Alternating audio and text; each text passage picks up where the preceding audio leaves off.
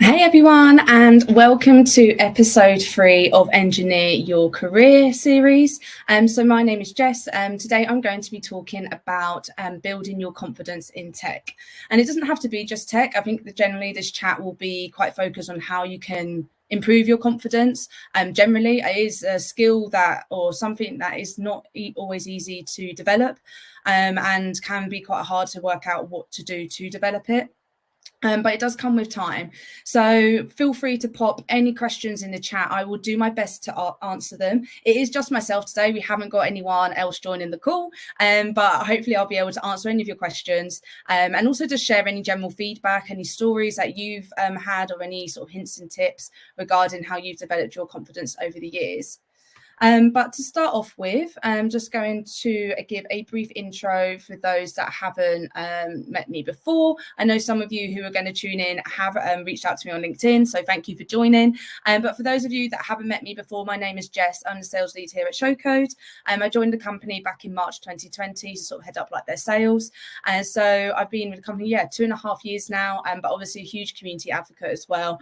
So you often see me at our events doing many other things that have nothing to do with sales. I just love chatting to people. So feel free to connect with me on LinkedIn. I'm easy to find. I'm the only Jess that works for ShowCode. So yeah, feel free to send me a connection request. Always looking to grow my network. So just to kick things off, before I sort of dive into how you can start building your confidence, wanted to just give a bit of a brief history. A lot of this series is really focused on our Athena community at the moment. So I just wanted to dive a bit deeper into a brief history about women in tech and why obviously there's been such a huge decline in sort of gender diversity within the industry. Partly, the reason I wanted to cover this is because there's also such a huge gender diversity problem within sales. So even though I don't directly work within a tech role, I work within the tech industry. And being a female salesperson there's very few of us, the same as you see in tech at the moment. So how did it become like this within the tech space? So let's go back to like the 20th century. So beginning of the 20th century, we obviously had the Industrial Revolution and we also had the World Wars. So despite obviously both wars bringing a lot of misery and lost loved ones, it did encourage women to take up a lot of STEM roles. And because obviously the men had gone off, most of the men had gone off to war. So when you look at World War II, for example, Bletchley Park, obviously the code breakers, so they had over 10,000 employees, of which 75% were female. Now, if you compare that to the modern day GCHQ, that figure is now only 15%. So it's a huge decline in terms of what we've seen since the beginning of the 20th century to now. There's quite a few things that cause that, one of which being the spinster stigma. So the spinster stigma is obviously women being made to feel bad if they wanted to focus on their career and not stay at home and be a good wife and a good mum to their children. It was just a huge issue and it's still seen today. There's many women that get asked, why have you not had kids yet? When you're planning to have kids, when you're looking to get married. I'm sure some of you would have had those societal thoughts and views shared previously. So yeah, there's all this sort of like spinster stigma going on. And then it wasn't helped that come like sort of the 1970s, government and also like the industries, like companies started seeing the potential in computers. They're like, tech is like the future. We need to get more involved in this. So what did they do about that? They then decided all of the roles that they were going to create, they're going to create these amazing new roles, these amazing titles, get men to have those positions and give them better salaries, better job titles, and sort of phase the women out. I'm not making this up. If you look on Google, this is exactly what happened. So it was a really sort of horrible sort of time. And this is what caused obviously a huge impact on seeing women within the tech space and STEM as a whole. But it didn't stop us, naturally. We are obviously quite hardy people. We don't let things like this knock our confidence. So small sort of pockets of communities kept going and kept sort of trying to push more women into the STEM roles. And in 1994, we saw the Grace Hopper celebration of Women in Computing conference, which was launched by the lovely Anita Borg. So that was a really great celebration to bring lots of like-minded people, women together.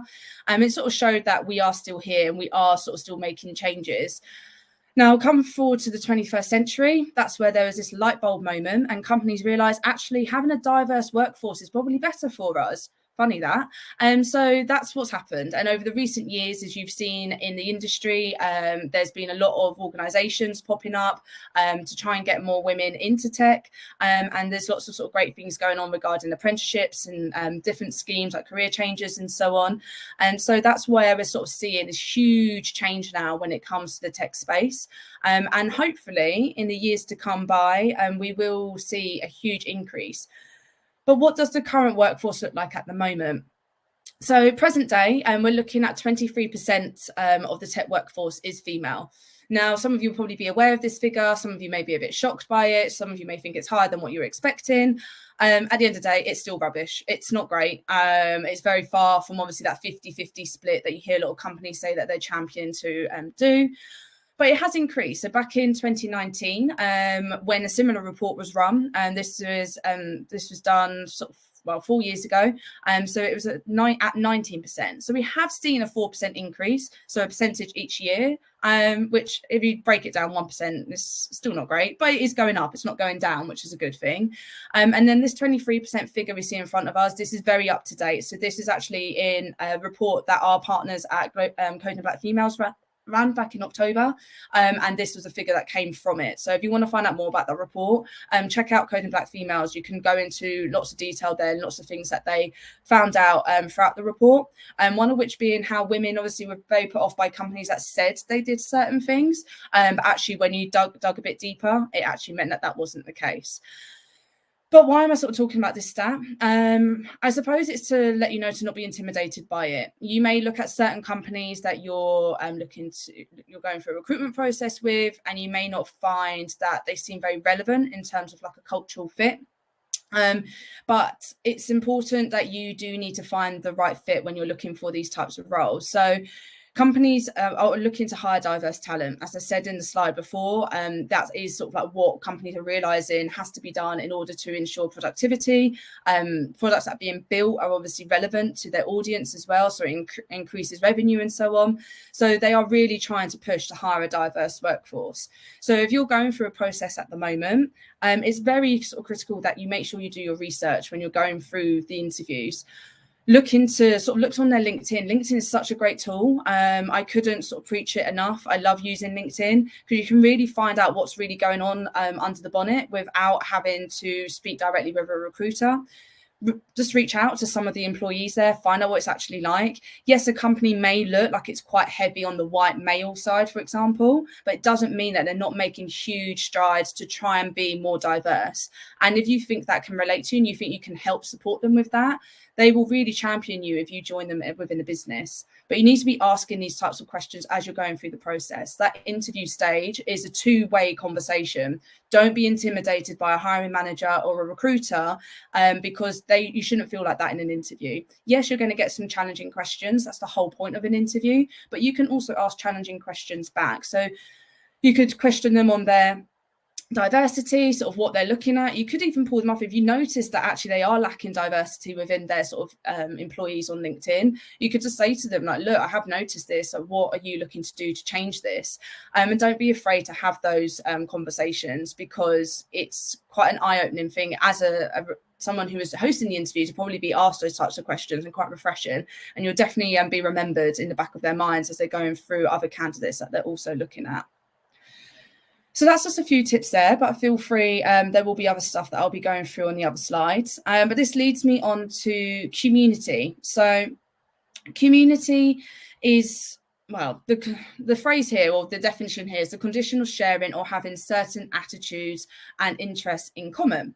Now, community is at the heart of what ShowCode does. However, there's lots of communities out there. ShowCode is quite a tech-focused community, but there's lots of other communities out there. It could be you're interested in fitness, you're interested in dogs, you may be interested in designer handbags or something like that. For example, I'm part of, for fitness, Courtney Black is the community page that I'm part of. I'm part of it on Facebook and also Instagram.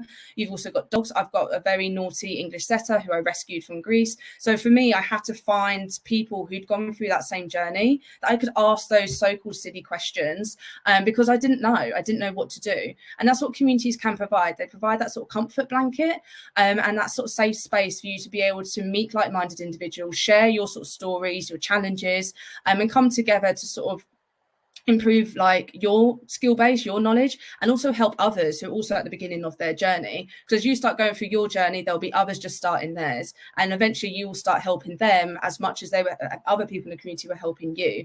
So it's a really, really great way to be able to encourage yourself and each other, other people within the community, and to inspire others as well. And all I can do is promote, sort of looking, just do your research, whether it be a tech community, there's other things in your life you're interested in, you quite like to speak with people within that world. You easily quickly build relationships with them. There's lots of great friends that I've met through the Athena community, which I'll come on very soon. But there's lots of other people as well that you'll be able to connect with. So definitely, if I was to start off with one way of building confidence, it's joining a relevant community that is aligned with your sort of interests and your skills. Then we go on to hackathons. Now, hackathons, the definition here is an event in which a large number of people meet to engage in collaborative computer programming. Now, I don't actually really like this definition. I think some of you who may have taken part in our Athena hackathons would probably find that this is probably not the best explanation, because you don't have to be a computer programmer to take part in the hackathon, and there's so much more to them. They're lots of fun, and there's different ways that they can be done, and you don't have to be a coder. As I said, you could be interested in sales, you could be interested in marketing, design, whatever it may be. You can go to external hackathons, so something like Athena, which we host as a company. You can come along as an attendee and meet lots of other people. So you could come as an individual, you come with some friends, whatever you wanted to do. You can attend them internally. So maybe your company is looking to host a hackathon. If they do that, I'd really encourage you to have a go at an internal hack, because it can be a really great opportunity for you to learn, first of all, about other departments, and also see maybe if there's any transferable skills and maybe other opportunities within the business that you're currently working with that are more suitable compared to what you're doing at the moment. You can take part in hackathons virtually. So if you're a remote worker like myself, and you just want to have a go at something virtually, that can be a really, really good way as like a stepping stone, maybe if you've not taken part in a hackathon before. But my favorite preference for the hackathon is doing the in-person ones, because they're just so much more immersive in terms of the catering that's put on, first of all. So like there's always going to be some sort of catering, food and drink and everything provided. All of the people are going to be there as well, so you can actually have some really great conversations, have a lot of laughs. So my preference is always the in-person ones. And then you have also got the hybrid model as well. So if you're within a company at the moment, and they do decide to run a hackathon, but they're looking to host it, I don't know, their London offices, you're based up in Manchester, but don't really fancy a trip down to London, you could ask them to see if there's a way you could attend virtually. So there is different ways that you can access a hackathon without having to be physically there in person. But in terms of what a hackathon can provide in terms of confidence, it's a great opportunity for personal development.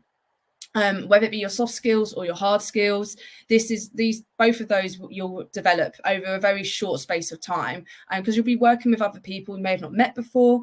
So you'll be really sort of challenged in terms of, right, how can I get my ideas across? How can we work collaboratively as a team?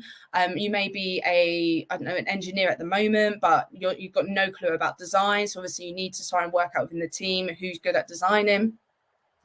They're also great for networking, sort of I've alluded to that already, but whether it be you meeting other like-minded people at an event, but also in terms of meeting other companies. Now, you may be happy in your role at the moment, you may be actively looking. It doesn't matter either way. It's always good to build out that network, because you never know when a new opportunity is going to come around that could be really suitable for your lifestyle at that point in time. So never say no to meeting companies, even if you're not actively looking, because you don't have to follow through with that conversation. If anything, just take the free swag and just have a good chat with them. Eventually, there will be a time in the future they may actually be a good contact to have. Just because you're not ready right now doesn't mean the future won't change that. So I'm a huge believer in making sure you build out those networks regardless of your situation, because you never know when they'll come in handy. Job hunting is obviously a good one. I've sort of already said that.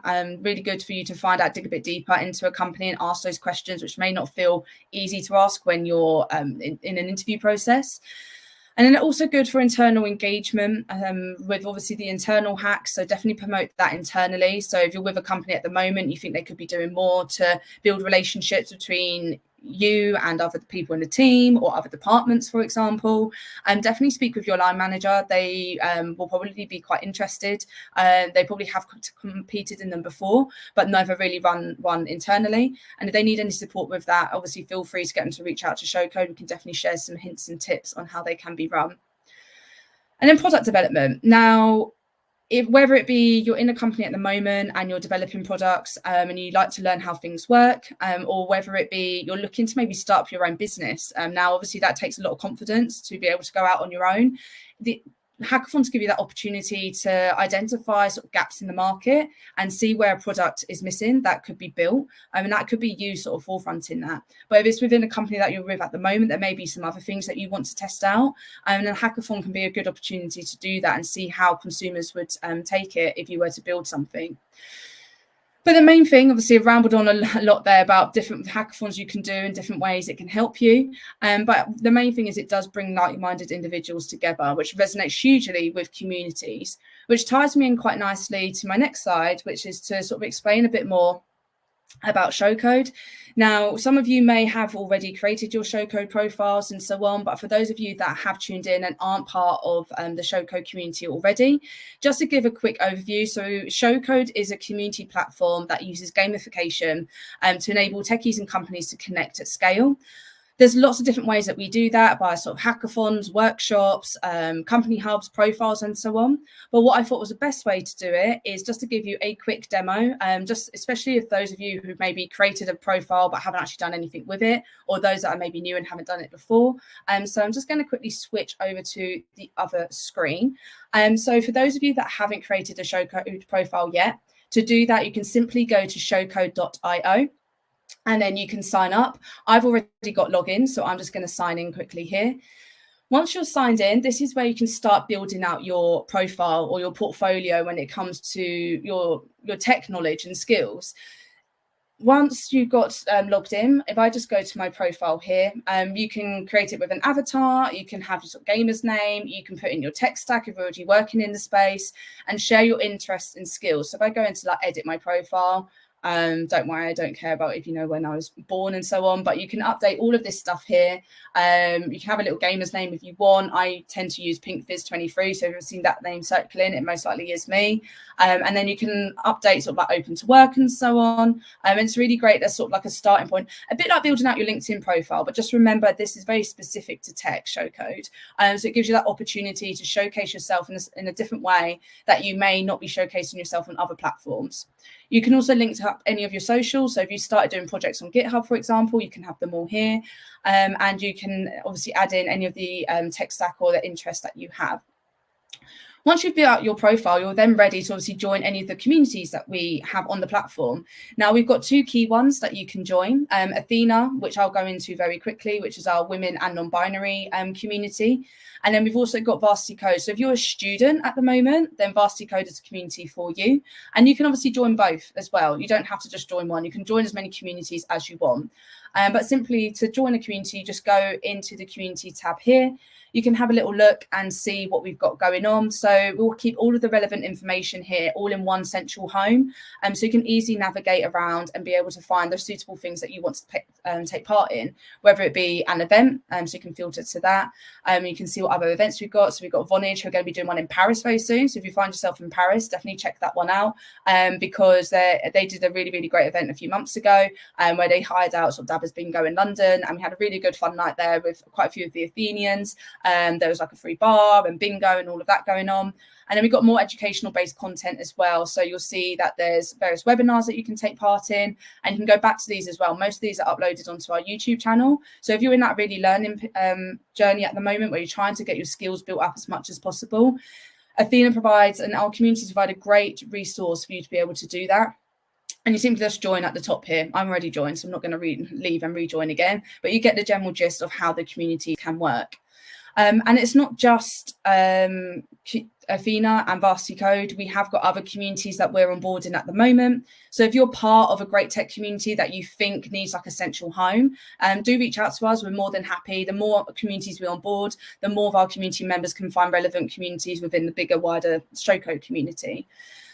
Just to navigate around, there's different contests as well that you can take part in, which can be outside of a community relevant activity. So we've got coding challenges. So if you're looking at software engineering development, they're really, really good in terms of improving your coding skills and building confidence when it comes to technical tests as well, which is obviously a huge part of an interview, a lot of interview processes.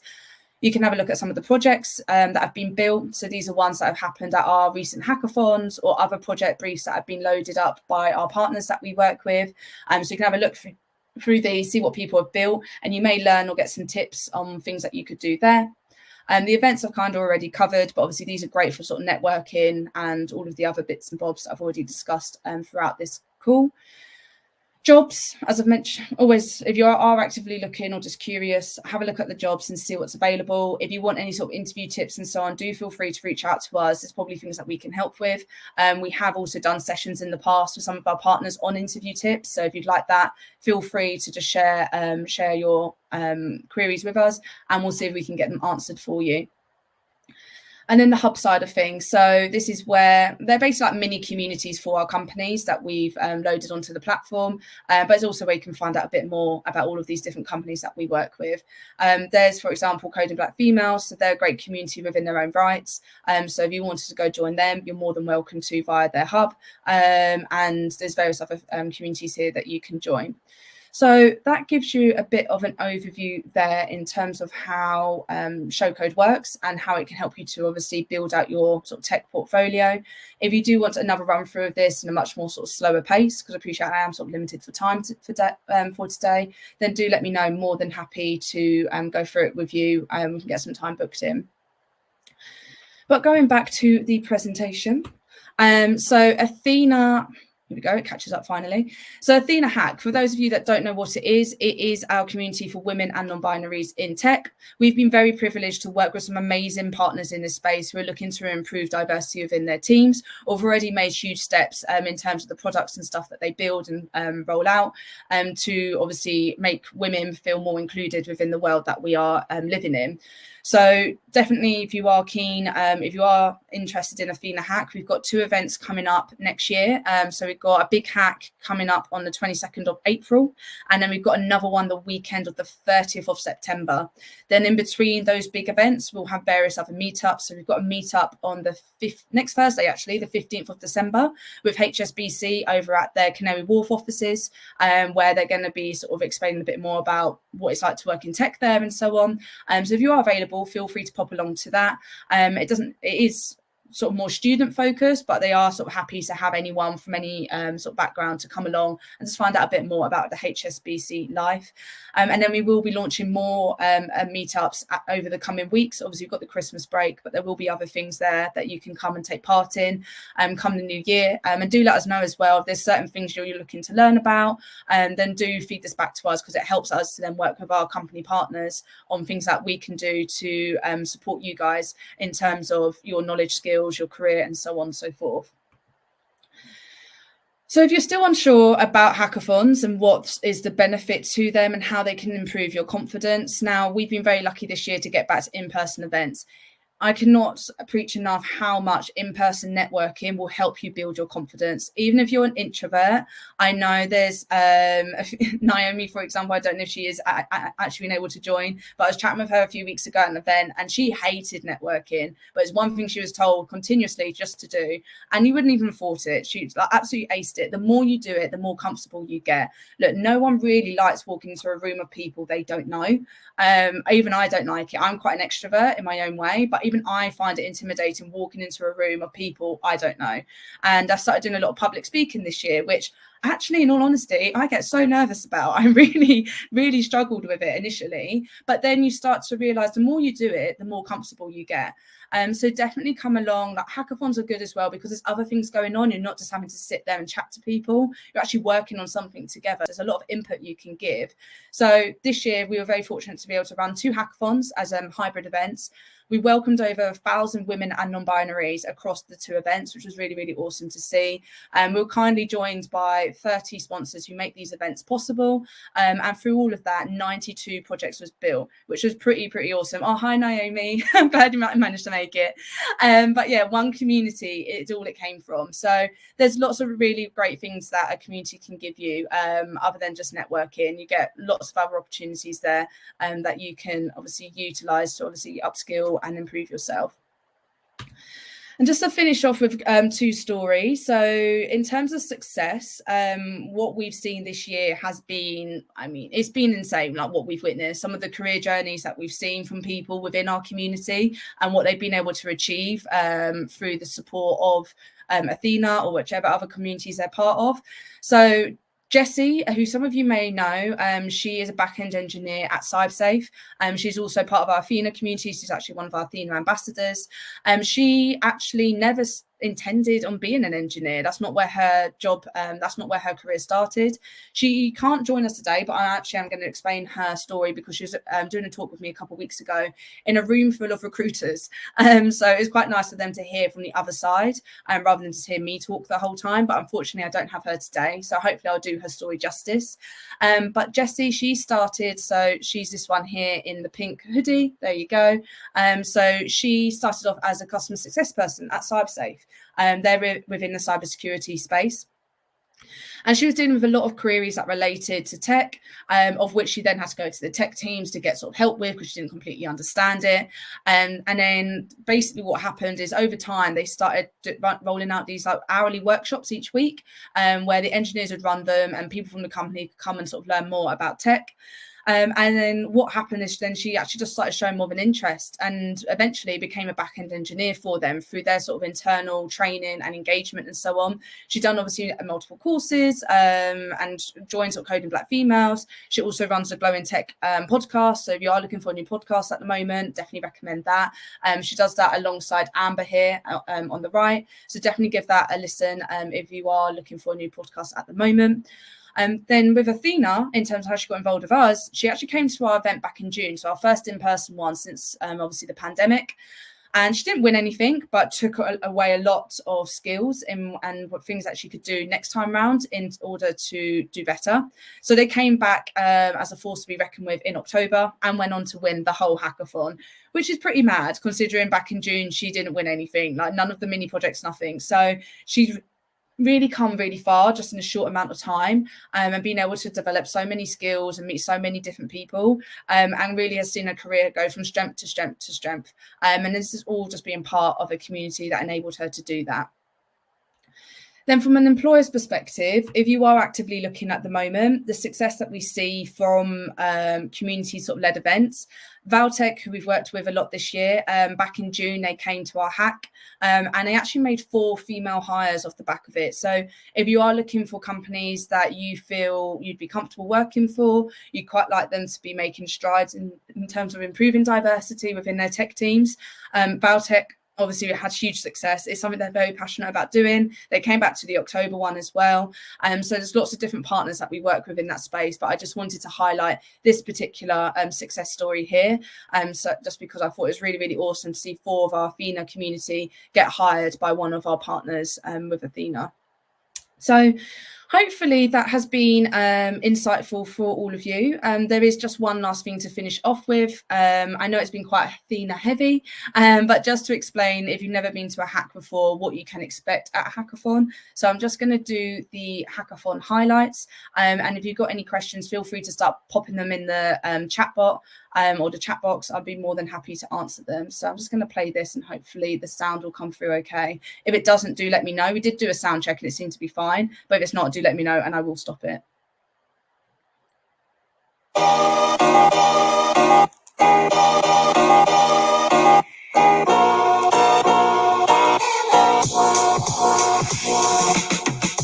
Athena, it is Europe's largest hackathon for women and non-binaries in tech. Today, we're here to bring the community together, give them lots of insights into the industry, and also help them connect with lots of our sponsors that are looking to hire the amazing talent that we've seen here today. We're not being overly prescriptive. We just want really cool ideas, because really cool ideas make the world go better. Good luck, everyone. Have a really, really good couple of days. Come up with awesome stuff. And please, please, please stay in tech. You are in a room with so much expertise. We've got these wonderful sponsors who are also here with their team. You've got the incredible ShowCode. Best of luck to everyone. Remember all the wonderful tips here. So hopefully you have everything you need, but we'll be here for support. And I think we can get going.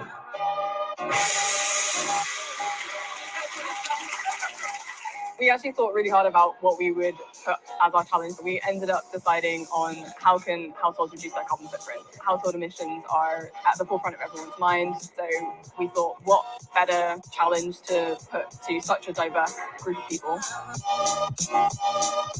The hackathon is just a great experience. We had loads of people collaborating together.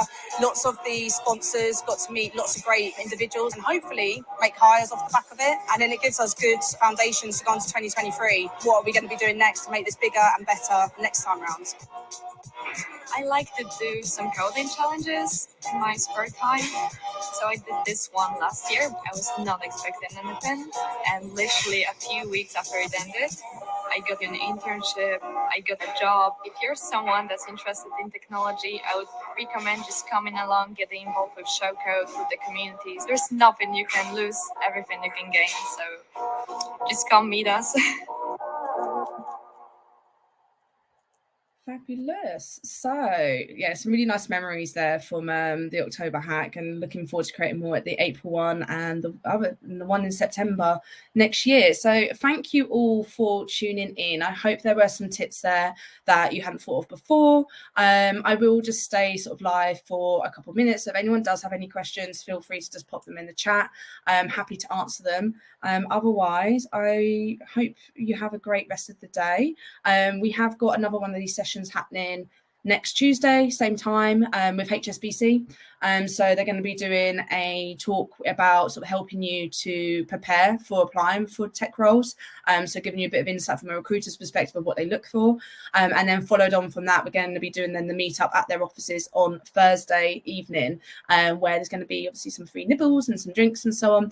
So if you can come to either of those or both of them, love to see you there. I will be at both. I will be hosting this again next week, and I'll also be at the meetup on Thursday, subject to railway strikes. I hope I'm going to be okay getting there, but we'll see what happens on the day. But thank you so much, everyone, for tuning in. Doesn't look like anyone has any questions, so I will wish you a lovely rest of the week, and looking forward to speaking with some of you next week. Thank you.